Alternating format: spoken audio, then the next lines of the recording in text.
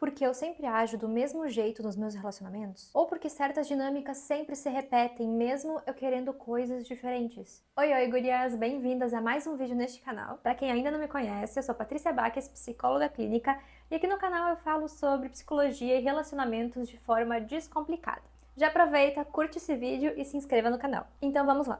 Hoje nós vamos falar sobre estilos de apego, a forma com que a gente aprendeu a se relacionar lá na infância com os nossos primeiros cuidadores, vão influenciar diretamente na forma com que a gente se relaciona e se conecta com as pessoas ao longo da vida. É como se aquelas primeiras vivências criassem uma lente pela qual a gente vai enxergar as relações. Mas calma, isso não significa que a gente está condenado a repetir esses padrões para o resto da vida. Quando a gente toma consciência e começa a entender de fato o que está por trás das nossas escolhas, de como nos sentimos e nos relacionamos, a gente consegue transformar o que parecia automático. Mas esse é um processo e cada um tem o seu tempo. Que vale a pena, porque isso pode te levar a viver relações plenas, verdadeiras e leves. Então vamos lá, vamos falar então sobre os estilos de apego. Essa teoria surgiu a partir do trabalho do psiquiatra e psicanalista John Bowlby. Bowlby estudou profundamente a relação entre os bebês e seus cuidadores, observando como a qualidade desse vínculo afetava diretamente o desenvolvimento emocional da criança. Então ele percebeu que dependendo como o cuidador respondia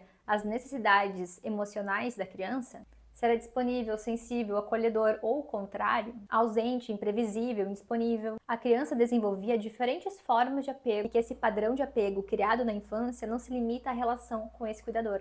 Ou seja, a forma como você aprendeu a se conectar lá atrás emocionalmente pode estar guiando a forma que você se relaciona hoje em dia.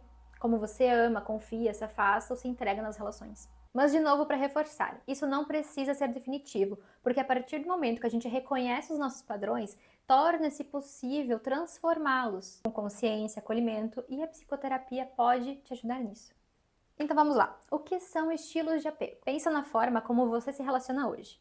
Essa forma, muitas vezes, tem raízes inconscientes, profundas na sua infância, na sua criança interior. Estilos de apego são padrões de como nos conectamos com os outros, formado nas nossas primeiras experiências com os nossos primeiros cuidadores. Lembra quando eu falo da armadura que a gente cria para se proteger? Essa armadura muitas vezes nasce da forma como os nossos sentimentos eram acolhidos ou não na nossa infância. Se você podia chorar ou te calavam, ou se você sentia a necessidade constante de cuidar dos outros. Isso tudo vai moldando a forma como você vai se relacionar na vida adulta. E este exemplo que eu dei é uma forma de sobrevivência, que nos afasta, limita e nos impede de criar vínculos mais profundos. Então agora eu vou falar sobre os apegos e suas características. Vamos começar pelo apego seguro. Lembra que eu comentei lá no início sobre os estudos do John Bowlby? Então, ele observava como as crianças reagiam à presença e à ausência dos seus cuidadores. Ele observou que em muitos desses casos, as crianças que se sentiam acolhidas, vistas com presença emocional do seu cuidador, ela conseguia explorar o mundo com mais confiança. É como se ela soubesse que se ela precisasse, aquele cuidador estaria ali para ela. E esse tipo de vínculo vai moldando a forma como ela se relaciona com as outras pessoas. Porque mais tarde ela tende a construir relações em que ela se sinta segura, que sinta confiança na outra pessoa e também na própria capacidade de conseguir lidar com os conflitos e emoções que surgirem. E o que também é interessante do apego seguro é que a outra pessoa nunca vai estar no centro da sua vida, diferente do apego ansioso, que eu já vou explicar. A pessoa com apego seguro consegue viver as relações de forma mais plena, sem aquele medo constante de perder, de estar em alerta, sem precisar girar em torno do outro para se sentir bem. Ela entende que pode ser vulnerável, que pode pedir ajuda, se expressar, porque teve a experiência lá atrás de que seus sentimentos importavam, de que ela era escutada. Isso cria uma base interna de segurança, e é essa base que faz toda a diferença nos vínculos adultos. Agora vamos falar do apego ansioso. Esse estilo geralmente se desenvolve em crianças que não se sentiram emocionalmente seguras na relação com seus cuidadores. Às vezes, o adulto até estava presente fisicamente, mas emocionalmente era instável, gerando uma incerteza que leva a criança a ficar em alerta.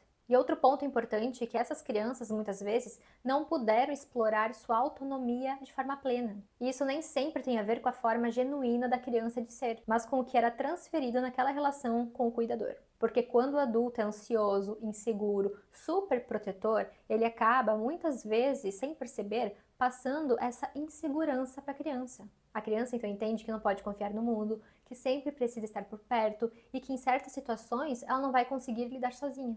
Isso prejudica o desenvolvimento de uma base interna de segurança e autonomia. E essa marca segue para a vida adulta.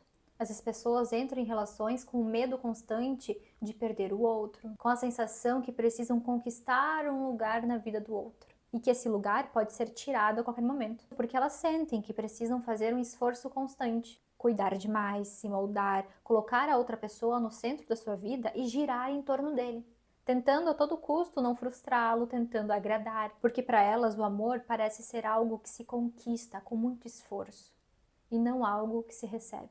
E elas precisam da validação de outra pessoa para se sentirem seguras, o que acaba criando uma dinâmica de muita ansiedade e desgaste emocional. São relações intensas, mas profundamente exaustivas, que a pessoa se sente constantemente em dívida ou insuficiente, mas nem sempre ela percebe o quanto isso está ligado à sua história emocional.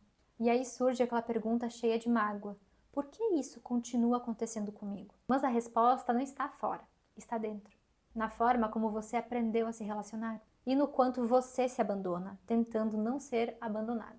Apego evitativo. Este estilo geralmente se desenvolve em crianças que na relação com seus cuidadores não se sentiam acolhidas e ouvidas, e principalmente não se sentiam pertencentes. Elas aprendem desde cedo que demonstrar sentimentos ou pedir ajuda não adianta, que é melhor se fechar do que se decepcionar.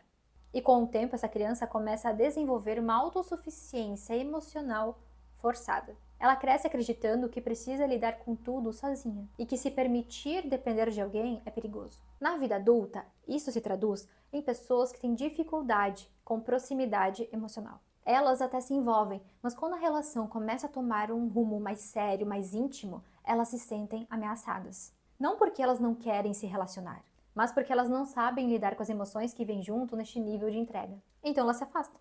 Mesmo sentindo falta, mesmo gostando da pessoa, quando elas percebem que estão se aproximando demais, que estão sentindo demais, elas recuam. E isso pode gerar um ciclo. Se afastam, sentem saudade, mandam mensagem, voltam. Mas quando percebem que a conexão está se aprofundando de novo, repetem o movimento de afastamento. É como se inconscientemente elas tentassem manter o controle para não se machucar. Além disso, é muito comum que pessoas com apego evitativo foquem intensamente no trabalho e na vida profissional. Elas colocam toda a sua energia na produtividade e no reconhecimento externo, porque é um lugar onde elas se sentem mais seguras, porque elas controlam melhor tudo o que acontece. Mas ao fazer isso, deixam a parte emocional subdesenvolvida. E quando os sentimentos mais profundos surgem, como vulnerabilidade, ciúmes, carência, elas não sabem como lidar e acabam fugindo mais uma vez. No fundo, essas pessoas desejam amar e ser amadas, mas o medo de se mostrar, de depender, de ser ferida, fala mais alto. E elas acabam se protegendo tanto que se afastam da conexão que mais desejam. Há um quarto estilo de apego adicionado por Mann e Solomon, onde eles viram a necessidade de expandir a teoria, adicionando mais um estilo de apego que caracteriza crianças que passaram por violência e maus tratos de seus cuidadores, que é o apego desorganizado. Mistura os padrões ansioso e evitativo, resultando em comportamentos imprevisíveis e contraditórios. Surge de experiências infantis com cuidadores que eram ao mesmo tempo fonte de conforto e medo. São crianças sensíveis que desenvolvem um alerta, que viram hipervigilantes, que não têm estabilidade emocional e se desenvolvem adultos que sentem medo de se entregar, inseguros, porque eles trazem junto toda essa bagagem de desconfiança, de maus tratos, de vulnerabilidade. Entender o seu tipo de apego é o primeiro passo para parar de reproduzir padrões disfuncionais. Se você se identificou com algum desses, percebe que muitas vezes se pega cuidando demais do outro, sem retorno ou terceirizando suas responsabilidades e escolhas, isso está diretamente ligado em como você aprendeu a existir nas relações. Sua dificuldade de se entregar, de ser vulnerável, o medo de se magoar de novo, isso tudo são ecos da sua história. Presta atenção nisso. Você não tem culpa do que te aconteceu, mas é sua responsabilidade cuidar da pessoa que você é hoje. É sobre não se abandonar e não viver travada em uma história em que não faz mais sentido para você. Reconhecer o seu estilo de apego é um ato de autoconhecimento. E às vezes é o primeiro passo para começar a construir relações mais saudáveis com o outro e com você mesmo. É importante falar sobre isso porque os estilos de apego revelam muito sobre o que somos hoje, sobre como aprendemos a nos relacionar e principalmente sobre como buscamos o amor. E muitas vezes essa busca vem de um lugar distorcido, de um modelo familiar que não nos fazia bem, mas que a gente repete sem perceber.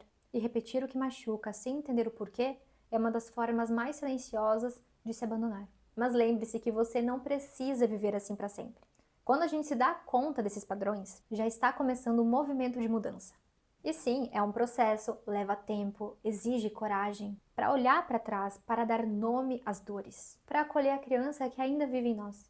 Lembre-se, você não tem culpa pelo que te aconteceu, mas você tem responsabilidade pela pessoa que você é hoje. E você não precisa se manter travada em uma história que não te faz mais sentido.